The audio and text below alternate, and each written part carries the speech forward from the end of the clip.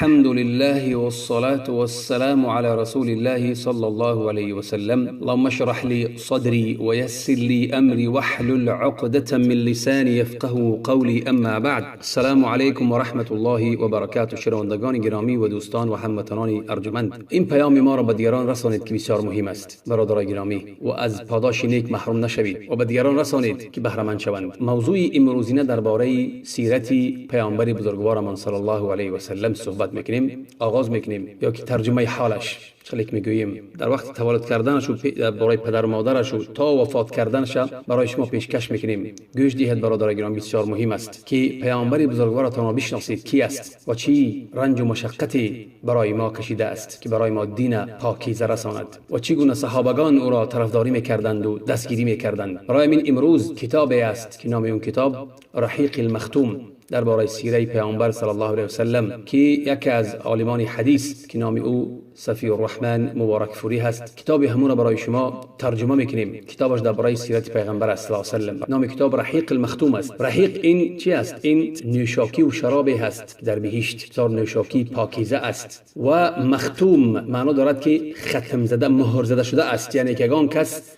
تا حالی از آن شراب ننوشیده است، هیچ کسان را یعنی سربسته است و هیچ کسان را دست نکرده است. همین میگن مختوم. رحیق المختوم ای شرابی که گفتی روسا پیچر زدگی است، هیچ کس او را نکشاده است، باز نکرده است، برای بهشتیان آماده شده است. این نامش رحیق المختوم میگن. نام کتاب همین است. صفی الرحمن مبارکفوری این عالمی بزرگی است. 4 ایولی 1943 در قشلاق مبارکفور که حاضر نامش حسین آباد در منطقه اعظم کره ولایت اثربردیش در هند به دنیا آمده است. 1 دکبر 2006 دنیا را پردود گفته است. امام بزرگ در جامعه اسلامی مدینه منوره هم 10 سال قریب کار کرده است و همین کتاب در چین نوشته است در مدینه منوره و برای این کتاب جایزه‌های خیلی گرانبهای گرفته است از طرف رابطه عالم اسلامی و عالمی حدیث است، یکی از عالمان برجسته هند و بسیار کتاب‌های نوشته است. یکی از کتاب‌هاش رحیق المختوم است. خلاصه کتاب بسیار دارد. یک کتاب دیگه مصباح المنیر فی تهذیب تفسیر ابن کثیر، یا که روضة الانوار فی سیرت نبی مختار، یا که منة المنعم فی شرح صحیح مسلم.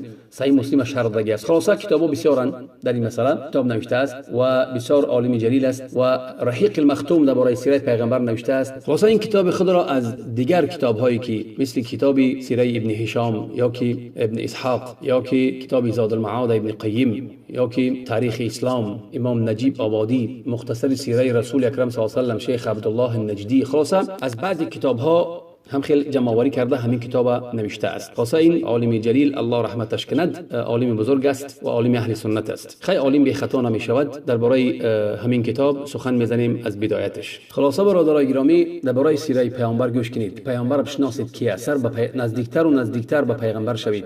انسان وقتی که ترجمه حال یا که سیره شخصی را می‌خواند، درباره او بسیار معلومات بیشتر و بیشتر می‌گیرد. چه قدری که انسان شناخت، همون قدر دوستداری وی، همون قدر محبتی وی به همون انسان زیادتر میشد. با که پیامبری بزرگواری ما هست که برای ما دین رسانده است. برای همین گوش دهید به درس ها که محبت شما به پیامبری بزرگوارمان زیادتر و زیادتر شود، بیشتر و بیشتر شود. برای همین از فرصت را از دست ندهید. وقت غنیمت است. 10 دقیقه و 20 دقیقه اجبا باقی ندارد که انسان همین درس گوش کند. خلاصه یکم چیزی که ما درباره او سخن میزنیم، اینا گفتیم این درباره اول کتاب درباره چی است؟ درباره موقع عرب و قوم های آن. موقع عرب پیش از اسلام چه موقع داشتن عرب ها؟ برای همین این سیره نبوی که هست با صاحبش صلی الله علیه و سلم محمد صلی الله علیه و سلم، این چی است؟ در حقیقتا عباره از چی است؟ عباره از نامه هست. از نامه هست که پیغمبر بزرگوار صلی الله علیه و سلم بر دوش خود همین نامه را گرفته است و این برای کی برساند؟ برای همین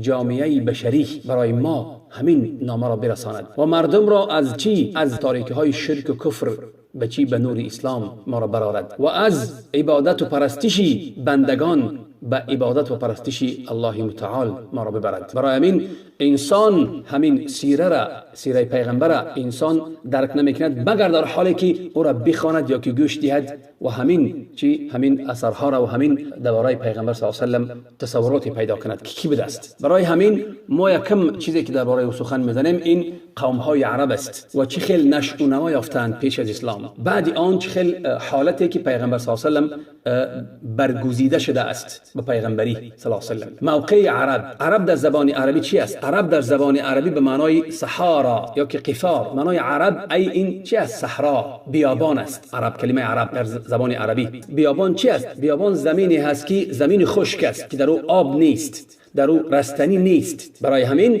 از زمان قدیم همین لفظ، از عصرهای قدیم همین لفظ گذاشته شده است به همین جزیره عرب گذاشته شده، جزیره عرب. و همون قوم هایی که در اون زندگی میکردند، همونها را به همین در همون سرزمین زندگی میکردند، همه را به همین نام عرب گذاشتند. به همین جا را برای خود موطن و سرزمین انتخاب کردند. خیلی بسیار درباره چی است که چقدر چای سخنای زیاد دارد درباره که عرب در کجاست و جزیره عربی در کجاست و خلاصت چای من گیوگرافی دارد. این برای ما چی نیست. برای همین ما میگذاریم به قوم های عرب به ترتیب. یعنی که قوم های عرب که عالمان یا که مورخان یا که تاریخ شناسان به 3 قسم تقسیم کردن وابسته به همون نسل هاشون، نسل ها یا که سلاله هایی که دارن و سلاله هایی که از آنها یا که نسل هایی که از آنها چی همین عرب ها چی شدن؟ عرب ها برآورده شده اند، پی در پی به وجود آمدند. یکم که نامش گذاشتند میگویند که العرب البائده.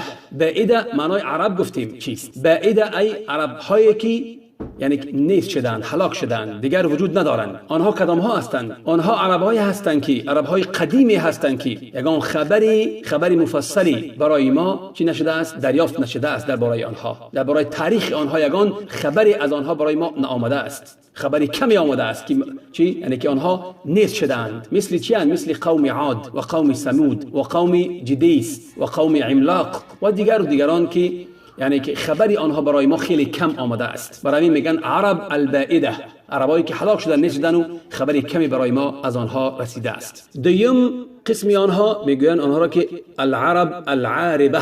العرب العاربه ای عربهای اصلی، عربهایی که عرب هستند، در اصل عرب هستند. میگویند که آنها عربهای چی هستند؟ آنها عربایی که از نسل کی برآورده شدند؟ از نسل یک شخص نامش یعرب ابن یشجب ابن قحطان. و آنها را اما عرب ها را چی میگذاشتند؟ میگفتند که آنها عربای قحطانی، عربهای چی؟ عربهای قحطانی هستند. ولی بعضی از آدمای دیگر همین چرا همین عربهای عاربه را میگویند که عربهای عاربه این کی هستند؟ این اسماعیل، یعنی که اسماعیل پسر ابراهیم است که آنها عربهای اصلی هستند. در این اختلاف است. سوم گفتیم عرب المستعربه. عرب مستعربه این عربهای هستند که در اصل عرب نبودند و زبان عربی یاد گرفتند و عرب شدند. مثل که عربهایی که از نسل اسماعیل علیه السلام آمدند، از نسلی که اسماعیل علیه السلام برآمدند، از نسل اسماعیل. و آنها را چی میگفتند؟ آنها را میگفتند که عربهای عدنانیه که اینها از نسل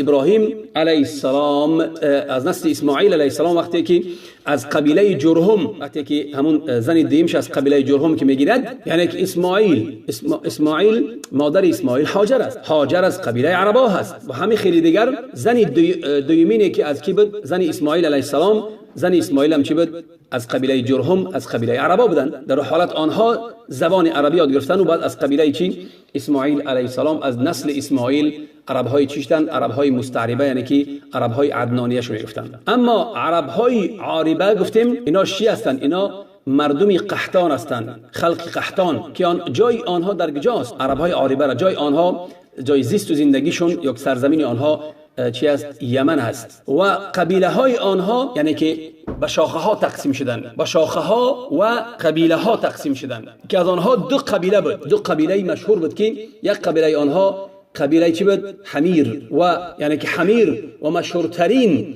همون قومیت آنها یا که همون گروه آنها زید الجمهور شو میگفتن و قضاعه و سکاسک میگفتنشون. دیم قبیله مشهور آنها مشهور چی بود؟ قبیله کهلان. و مشهورترین از همون گروه هاشون، از همون قوم بود. قبیله هستن، قبیله ها، قوم ها و قبیله ها. از مشهورترین قبیله های آنها چی بود؟ همدان میگفتن و انمار و طی و مدحج و کنده و لخم و جزام والازد والاوس والخزرج و اولاد جفنه. اوس و خزرج باشه ما معلوم که در مدینه زندگی میکردن. والازد و جزام همه اینا قبیله چی بودن؟ قبیله های کهلان که از همون مردم قحطانی ها، از عرب های عاریبه که به شاخه ها تقسیم شده بودن و از اصل یمن ها بودن. به تفصیلات همین قوم، تفصیلات و تقسیمات همین تقسیم شدن چون به تفصیل نمیگوییم، لیکن میگویم که همین مهاجرایی که بدن تقسیم شدن، قومیت هاش یا قبیله هاش تقسیم شدن. قبیله های کهلان به 4 تقسیم شدن. یکمش قبیله ازد، دویمش قبیله لخم و جزام، سومش بنو طی، چهارمش کنده. به همین قبیله ها تقسیم شدن. خلاصه این درباره چی بود؟ این درباره گفتیم دویم نمودی از عرب های که عرب های عاریبه شو میگفتن، عرب های اصلی گفتیم تقسیمات شدن. خیلی خلاصه گفتیم برای که وقتی زیاد میگیرد با شما هم شاید گوش نکنید. برای همین سوم گفتیم عرب های چی هستن؟ عرب های مستعربه. گفتیم عرب های مستعربه اصل بابای آنها، بابای از همه بزرگشان، بزرگ پدری از همه کلانشون این کی است؟ ابراهیم علیه السلام که از در عراق بود، در سرزمین عراق، در یک شهری که گفته میشد یا که در طرف جهت غربی ساحل چی؟ ساحل دریای رود فرات و بچی به نزدیکی به شهر کوفه بود. و بعضی از همون حفریات میگن همون وقتی که کافتکا میکنن، همون جا را کافتکا میکنن و چی میکنن، بعدی اون بعضی از همون شرحای با تفصیل که دادن که این شهر از چی است؟ از عائله ابراهیم علیه السلام. و معلوم می شود که وقتی که ابراهیم علیه السلام هجرت کرد از چی؟ از حران یا که از حران به سوی چی؟ از حران و به سوی فلسطین هجرت کرد. پس همونجا را برای خودش همچون یک جایگاه برای دعوت انتخاب کرد. از همونجا به دعوت شروع میکرد و دعوت میرفت، مردم دعوت میکرد. گاهی به مصر می آمد دعوت. و وقتی که خواست که بر مصر درآید، در مصر درآد، فرعون مصر، فرعون لقب است، پادشاه مصر، خواست یک حیله و نیرنگی و یک بدی به همسر ابراهیم علیه السلام برساند، سارا. ولی الله عز و جل کید و مکر و حیله او را بچی بسوی خودش گرداند، بر ضد خودش گرداند. و فرعون دانست که سارا همسر ابراهیم علیه السلام علاقه بسیار استواری و قوی به الله دارد. همین حس کرد. وقتی که خواست که به اون نزدیک شود، نتوانست نزدیک شدن، حرکت کردن نتوانست پیش سارا آمدن. برای همین حس کرد که سارا یک علاقه قوی دارد به الله، تا آنه که گفته می شود که گویا که فرعون مصر، فرعون لقب است، فرعون مصر، پادشاه مصر در همون زمان دختر خود را برای کی داد؟ هاجر. یک هاجر دختری کی بوده است؟ پادشاه مصر بوده است اون وقتش. برای کی را داد؟ برای همسری، همچون کنیز برای کی داد؟ برای سارا را که خدمت سارا را کند. اینجا با کی میزند که گویا که وای دختری فرعون پادشاه مصر بود؟ اینا که در اصل بیشتر مورخان میگن که هاجر چی بود؟ هاجر همچون کنیز بود، کنیزی پادشاه مصر بود و کی را داد؟ به سارا را داد. ولی امام قاضی محمد سلیمان المنصورفوری میگوید که هاجر زنی آزاد بود و دختری فرعون مصر بود. دختری فرعون در کتاب خودش میبرد رحمتا للعالمین، در کتاب خودش همین میبرد که وای چی بود؟ وای کنیز نبود و دختری پادشاه مصر بود و او را به کی را داد؟ به سارا را برای خدمتش داد. برای چی؟ برای حس کرد که سارا چه علاقه سختی و علاقه استواری به الله دارد، علاقه نزدیکی، یعنی که زن همسر پیغمبر صلی الله علیه و سلم. و اعتراف کرد به فضل کی؟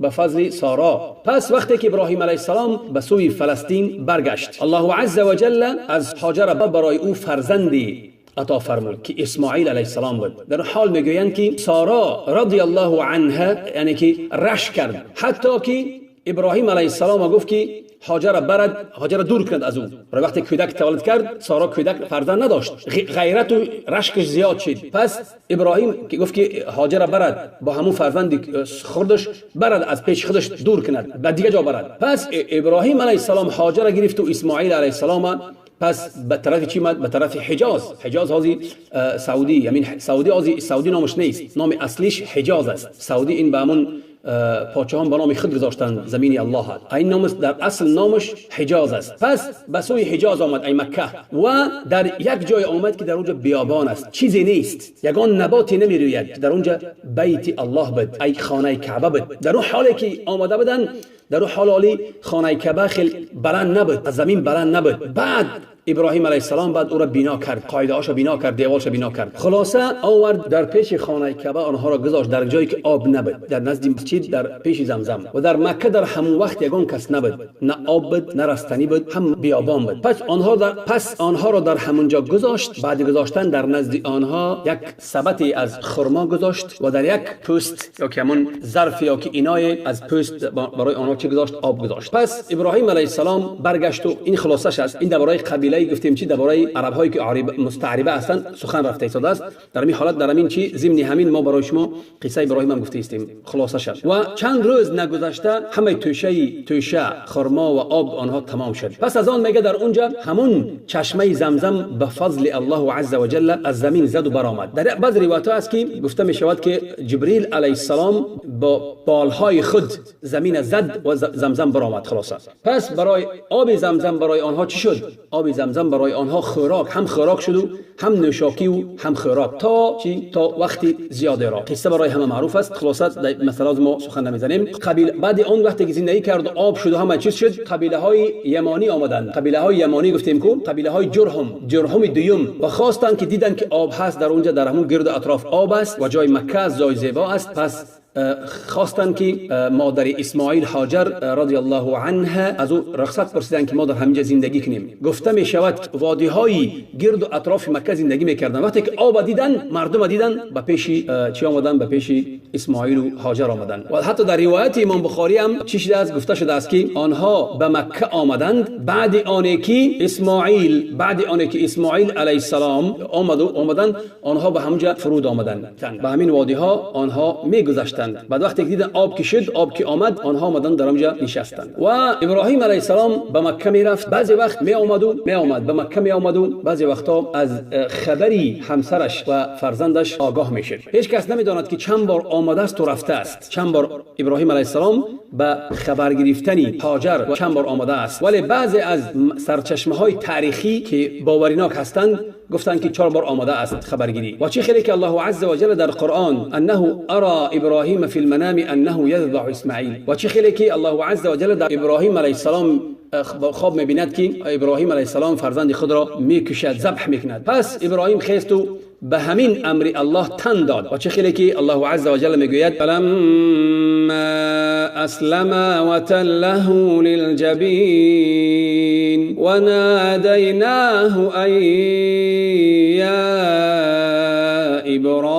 ابراهیم قد صدقت الرؤيا إنا كذلك نجزي المحسنين إن هذا لهو البلاء المبين وفديناه بذبح عظيم. الله عز وجل در سوره صافات 103 تا 107 آیت می‌فرماید که پس چون هر دو تسلیم فرمان الله شدند، پسر و پدر، وقتی که ابراهیم علیه السلام گفت که من در خواب دیدم که تو را میکشم، ذبح میکنم، هر دو تسلیم شدند. اسماعیل علیه السلام گفت که به سخنی به فرمانی پدر و الله راضی شدند و ابراهیم گونه فرزند را به خاک نهاد، رویش را چهرهش را به خاک نهاد تا ذبحش کند. او را ندا دادیم که ای ابراهیم حقا که خواب خود را تحقیق بخشیدی و امر ما را اطاعت کردی و ما نکوکاران را این گونه پاداش میدهیم و نیت خیر آنان را به جای عمل میپذیریم.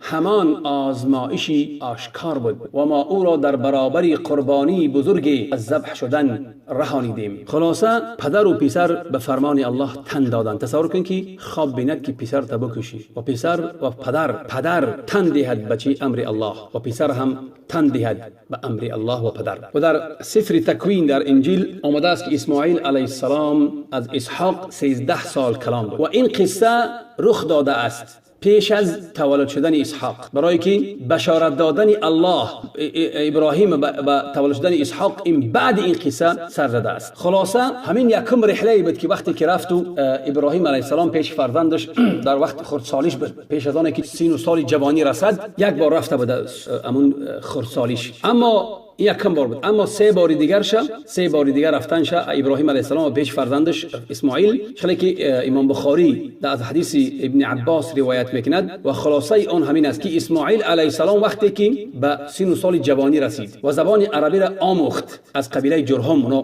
قبیله عرب بودن از یمن، و یکی از دختران زیبا، دختران نفیس و دختران زیبای خود را به او همچون بزنی دادند و هاجر رضی الله عنها از دنیا گذشت و ابراهیم علیه السلام گاهی می اومد پسرش زیارت می آمد. بعدی هم وقتی که اسماعیل به همسری همون یکی از همون دختران قبیله جرهم بزنی گرفت، بعد آن ابراهیم علیه السلام به پیش آنها به زیارت آمد. وقتی که آمد اسماعیل علیه السلام در خانه دریافت نکرد. بس همسر اسماعیل پرسید که از احوالشون چه احوال دارند، زندگیش چگونه است. پس همسر اسماعیل شکایت کرد، از تنگی زندگی شکایت کرد. پس وصیت کرد ابراهیم علیه السلام به همون همسر که به کی برساند، به اسماعیل علیه السلام برساند که اسماعیل علیه السلام همین پیشدری را تغییر دهد. به همسر اسماعیل گفت که اسماعیل که آمد تو به اسماعیل بگو که پیشدری خانه را عوض کند. وقتی که اسماعیل آمد و همسرش به او گفت که همه خیل به تو وصیت کرد، اسماعیل در حال فهمید علیه السلام که پدرش چی میخواست از او،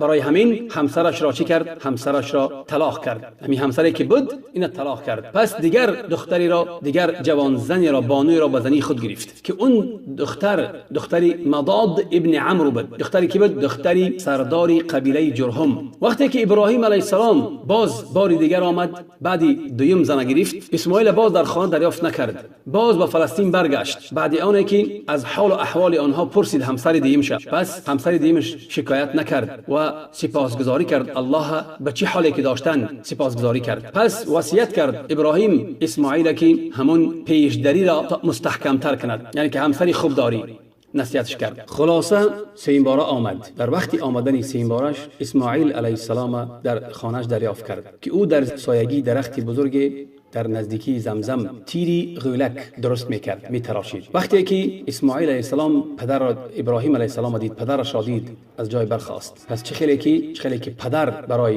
پسری نیک و پسری نیک برای پدر میکند، همه خیلی واخوری کردن، به آغوش گرفتن، صحبت کردن و این واخوری آنها بعدی مدتی طولانی از زمان بود. طولانی چقدر صبر کرده بود پسر برای پدر و پدر برای پسر، صبری بی نهایت زیاده. پدری نکو، فرزندی نکو. در همین حال یک جای هر دو دیوارهای خانه کعبه را برداشتند، کعبه را ساختند و اذان داد. ابراهیم علیه السلام با آوازی بلند مردم را به حج ندا کرد، چخلی که الله امرش کرد. آوازی ابراهیم الله به همه جا رساند و اسماعیل علیه السلام از فرزندی مداده از همون زن دویم 12 فرزند نرینه الله برای او عطا فرمود و اون فرزندها نامهاشون نابت یا که نبایوت، قیدار و ادبائیل و مبشام و مشمع و دومه و میشه و حدد و یتمع و یطور و نفیس و قیدمان. پس همین 11 فرزند از آنها شاخه های دیگر شاخه ها، دیگر فرزندان و نبیره ها به شاخه ها تقسیم شدند.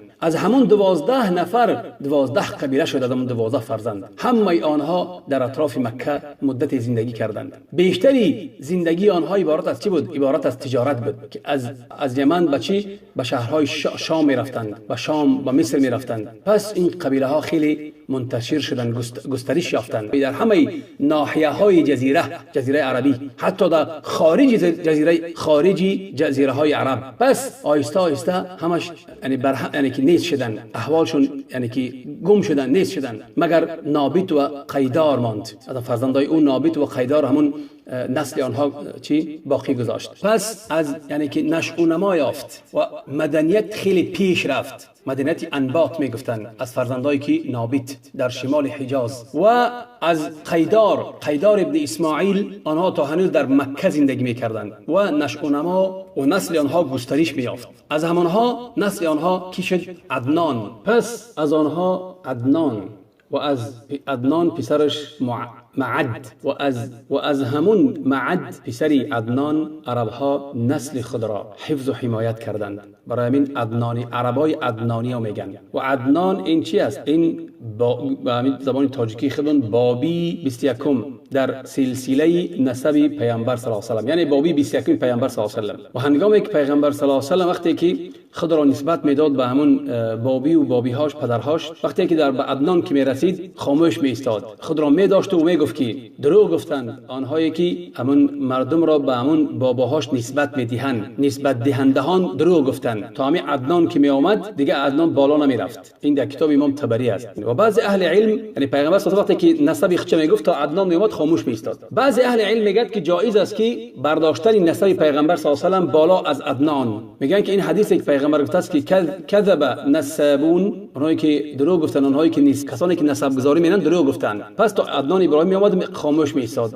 بعضی اهل گفتن که حدیثی که هست حدیث ضعیف است و جایز است که نسب پیغمبر صلی الله علیه و سلم بالا از عدنان باید موچین، بالا از عدنان باید نسبت دهیم به دیگران. پس گفتن که بین عدنان پدری یا که بابای پیغمبر صلی الله علیه و سلم و بین ابراهیم علیه السلام، بین عدنان و بین ابراهیم میگویند که 40 بابی یا پدری دیگر هست. با تحقیق دقیق کردگی که 40 پدر دیگه بین کی است؟ بین عدنان و بین ابراهیم تا آنه که از عدنان تا ابراهیم 40 پدر دیگر هست، یعنی 40 بابای دیگر، 40 نفری است که بین اینها است، فرزندان از بابا از ابراهیم اسلام تا عدنان. و اینا در کتاب رحمت للعالمین گفت. بعد گفتن که همون از معد فرزند عدنان یک فرزند داشت. معد یک فرزند داشت، نومی فرزندش نزار بود. از همون نزار باز به شاخه ها نسل ها تقسیم شدند. نزار 4 فرزند داشت. نزار پسری معد پسری عدنان. از همون 4 فرزند قبیله های بزرگی تقسیمات شدند. شاخه ها 4 شاخه دیگر شد. یکی از همون شاخه ها قبیله ایاد میگویند. ایاد و انمار و ربیعه و مضر، 4 قبیله. ای قبیله ربیعه و مضر نسل بسیار دیگر باقی ماند. از همین قبیله از ربیعه و مضر شاخه های دیگر وسیع شدن و پهن شدن نسلشون. از فرزندای ربیعه اسد پسری ربیعه و عنزه و عبد القیس و 2 فرزند وائل و بکر و تغلب و حنیفه و دیگران. و از قبیله مضر 2 شاخه بزرگی، 2 شاخه از نسل آنها باقی ماند. یکیش قیس عیلان ابن مضر و الیاس ابن مضر و قومی هایی که الیاس فرزندای الیاس ابن مضر. فاز قیس عیلان قبیله ها کدام قبیله بود؟ بنو سلیم و بنو حوزان و بنو غطفان، از قبیله غطفان عبس و زبیان و اشجع و غنا ابن اعصر، خلينا نموي قينا. و از الیاس ابن مضر تمیم ابن مره و حزیل ابن مدرکه و بنو اسد ابن خزیمه و بطون کنانه ابن خزیمه و از کنانه قریش. و همه آنها فرزندان فهر ابن مالک ابن نضر ابن کنانه هستند. خلاصه قریش تقسیم شد به چند قبیله. قریش خودش از مشهورترین قبیله هاش جمح و سهم و عدی و مخزوم و تیم و زهره و قصی ابن کلاب. و اون قصی ابن کلاب این چی است؟ عبد الدار ابن قصی و اسد ابن عبد العزة ابن قصی و عبد مناف ابن قصی. و از عبد مناف 4 تا شاخه های دیگر هستند، فصیله های دیگر: عبد الشمس، نوفل و مطلب و هاشم. عبد المطلب ابن هاشم. یعنی ببینید که از عبد مناف کی بود؟ عبد الشمس و نوفل و مطلب و هاشم. و از خانه هاشم کی برآمد؟ از خانه هاشم پیغمبری بزرگوار صلی الله علیه و الله پیغمبری بزرگوار ما را صلی الله علیه و سلم انتخاب کرد. نام چه پیغمبره؟ محمد ابن فرزند عبد الله، فرزند عبد المطلب، فرزند هاشم صلی الله علیه و سلم.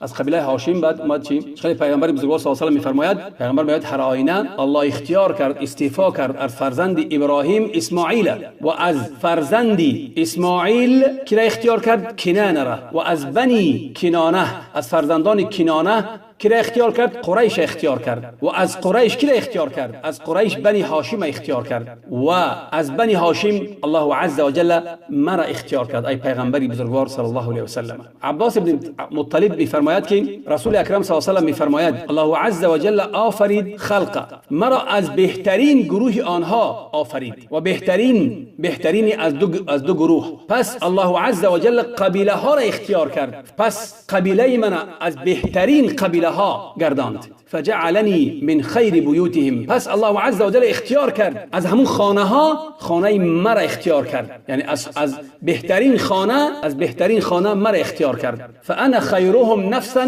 و خیرهم بیتا. من خیلی حدیث ها در بالاش در امام مسلم است، این حدیث گفتیم در امام ترمذی است. من میگه من بهترینی از نفس ها هستم و بهترینی از خانه ها هستم، یعنی خانه من از همه بهتر است و نفس من از همه بهتر است. گوش دهید و درس را به دیگران رسانید. السلام علیکم و رحمت الله و برکاته. از دعای نیکی خود ما را فراموش نکنید.